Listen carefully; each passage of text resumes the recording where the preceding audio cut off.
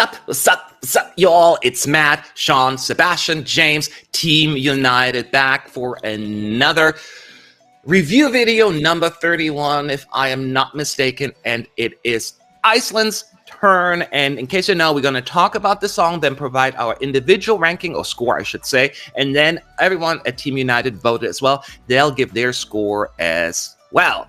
And we had, of course, the Icelandic national final returning after it took a break last year since Dadir was selected internally, rightfully so, in my opinion. But anyways, after an interesting show, Systur, the trio, won, and it's going to go to Turin with the song we practiced. Probably messed it up anyway. Með hækkandi sól, something like that. So let's talk this through. Let's talk about the song. Do we like it or no? What? I think that was right. We'll go with it. James, how do you like that song? Tell us. All right. So Iceland is one of my favorite countries to visit. And for the same reason, I like this song. It's very calm, pleasant. Everything about the place and the song is just chill.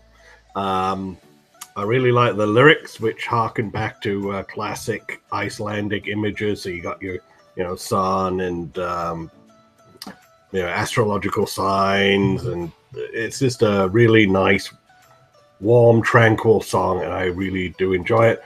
Systur, here at ESC United, we affectionately refer to them as aunties, because the song actually has a maturity that most of the rest in the field does not have. Not that we're calling them old or anything like that. We don't want to be ageist, but yeah, just a really pleasant, calm song in the middle of some chaotic numbers. Okay. Yeah, I will say actually, and I said it several times this year, but it feels as 22 to me is the year of growers. And it's unlikely for me, actually, in general, if you watch my previous video, I usually don't change my mind. Once I know fairly early on if I like a song or not. Don't know what's going on this one. Iceland, again, another entry that feels much better now than it did when I first listened to it.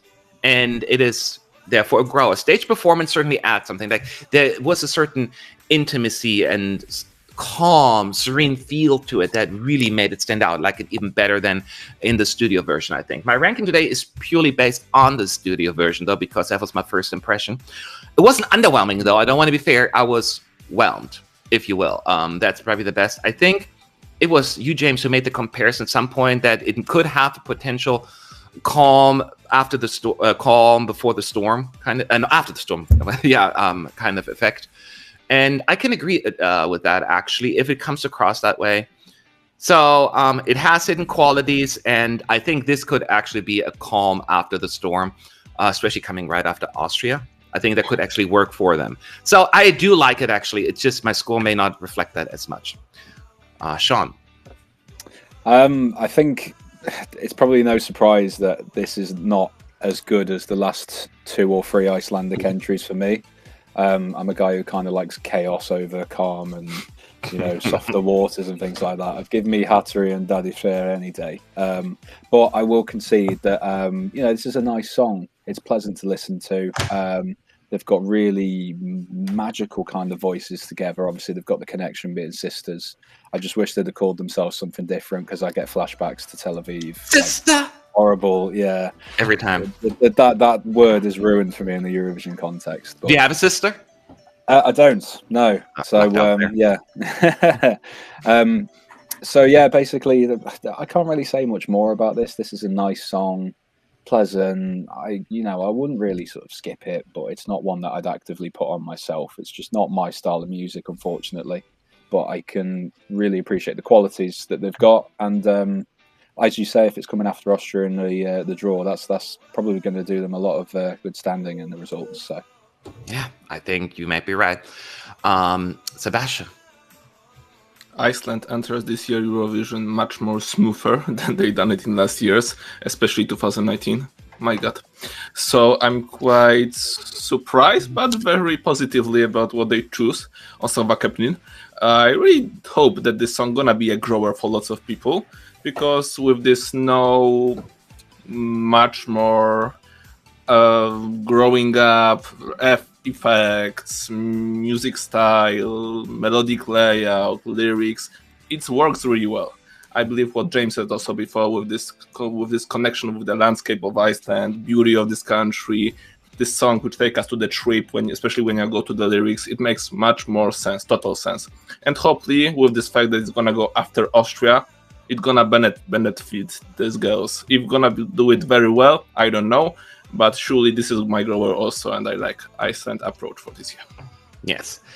All right, there you go. Let's find out where our points are first. The four of us will share them, and then I'll give the whole team score. James, what did you give it?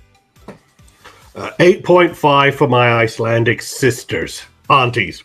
Sisters. Aunties. Yes. Sisters. 8.5. Whatever. Something like that. I will say I'm always thrilled that Iceland is more than any other Nordic country sticking to their own language, certainly as of late, or at least switch it up every now and then. I really appreciate that. It'll be a grower, and again, my score may not be as reflective of how much I like it now, but it's a 5.5 when I locked it in. Sean? Given that for me, I've been using 5 as a sort of average break point for my personal taste this year, I gave this a 4. Might sound a little bit harsh compared to some of the other scores, and I think a lot of people will like this, and I'm just not the target audience, and that's just how I feel about it, unfortunately. All right, Sebastian. Less Hatari, more Systur. Good job, girls. 7 from you. 7. I have a feeling you weren't a fan of Hatari, so why? I don't know, just a hunch, just a slight hunch. So we got a few points, a little bit inconsistent here in terms of where the four of us land. Let's see if the rest of the team was in a similar boat. I'm here to share the overall score for Iceland, our 4 scores as well as everybody else. And as always, the highest and lowest score will be removed from the total score. And Iceland ends up at 6.79. 6.79 for Iceland. Got to go to you first, James. You must be somewhat satisfied considering it's closer to what you were hoping for. Yeah, hatred didn't prevail, to paraphrase Hatari. So I'm glad about that. My only worry is, will indifference prevail? Because I don't want this to not catch fire with enough people. I want enough people to like it, to vote for it, to get it into the grand final. And I just do worry if this is there's a large chunk of people indifferent about it. Yeah. Sean, as of on this one, the lowest point giver on not our team, but the 4 of us, are you surprised at the score, or you thought that there is more love for it out there? No, this is kind of where I thought it would be pitched. I mean, James raises a very good point, and I can certainly see this having a lot of 5s and 6s across the board from the fandom, which is a problem if you haven't got any 8s, 9s, and 10s. You don't vote for the songs that you're okay with in Eurovision. You either love it or you hate it, and it's probably better to be polarizing. So hopefully it doesn't do them too much of a disservice in Turin. Yep, that's fair. All right, there you have it. This is the overall score for Iceland. I will give you the full scoreboard at the end. Again, we're 31 songs into it, a few more to go. And let us know, do you feel the song? Does it work for you? Or are you more like on the Sean side? Meh. Whatever it is, leave your thoughts below in the comment section. We would love to hear from you. Till the next one.